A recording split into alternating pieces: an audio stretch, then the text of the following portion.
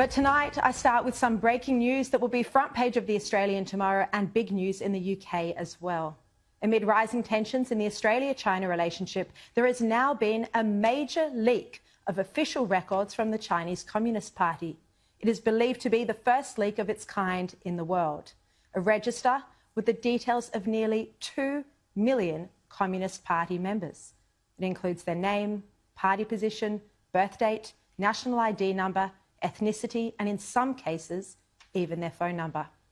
What's amazing about this database is not just that it exposes people who are members of the Communist Party and who are now living and working all over the world, from Australia to the US to the UK, but it's amazing because it lifts the lid on how the party operates under President and Chairman Xi Jinping.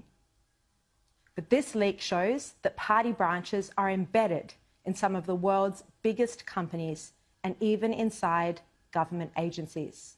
That's right, Communist Party branches have been set up inside Western companies, allowing the infiltration of those companies by CCP members who, if called on, are answerable directly to the Communist Party, to the chairman, the president himself. Along with the personal identifying details of 1.95 million Communist Party members, mostly from Shanghai, there are also the details of 79,000 Communist Party branches, many of them inside companies.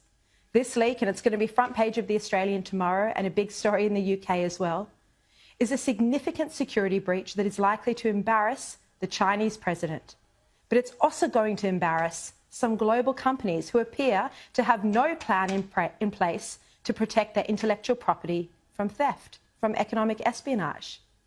The data was extracted from a Shanghai server by Chinese dissidents, whistleblowers, in April 2016, and they've been using it for counterintelligence purposes since then. It was then leaked in mid-September to the newly formed international bipartisan group, the Inter-Parliamentary Alliance on China, and that group's made up of 160 legislators around the world.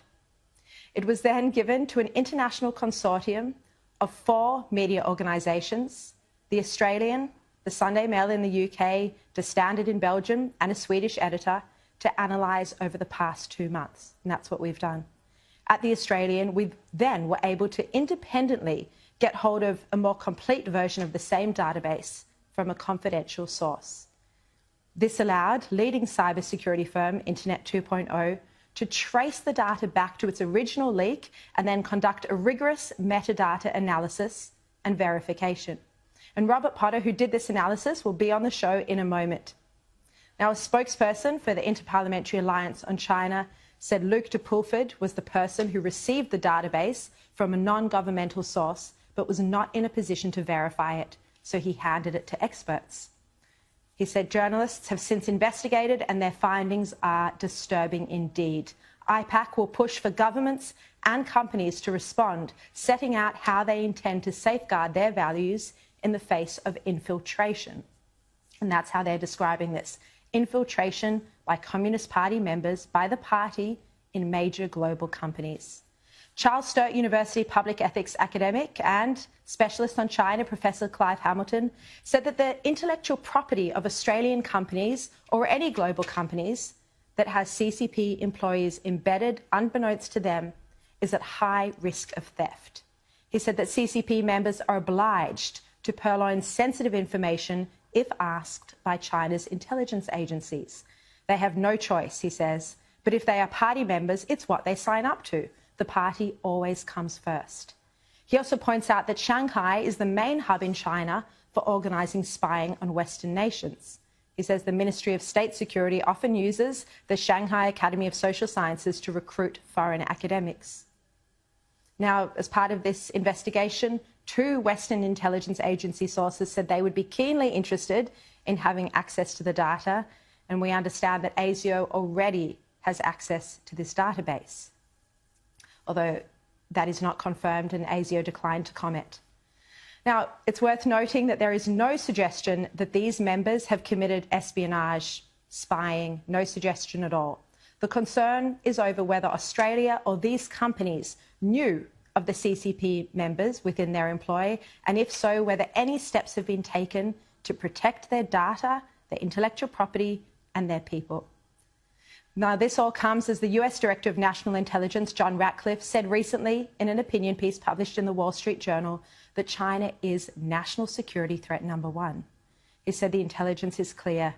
Beijing intends to dominate the US and the rest of the planet economically, militarily, and technologically. I call its approach of economic espionage rob, replicate, and replace. China robs US companies of their intellectual property, replicates the technology, and then replaces the US firms in the global marketplace. China also steals sensitive US defense technology to fuel President Xi Jinping's aggressive plan to make China the world's foremost military power. US intelligence shows that China has even conducted human testing on members of the People Liberation Army in hope of developing soldiers with biologically enhanced capabilities. Just extraordinary. And it's against this backdrop, over such deep concern about the theft of intellectual property, about China's escalating aggression and economic coercion, that this leaked list of Communist Party members has made its way into the public domain. Now, to find out who is on the list, which companies have been exposed, and how the Australian government has been affected, you need to read the Australian newspaper. It'll be online later tonight or in the paper and online tomorrow. Subscribe if you're not already.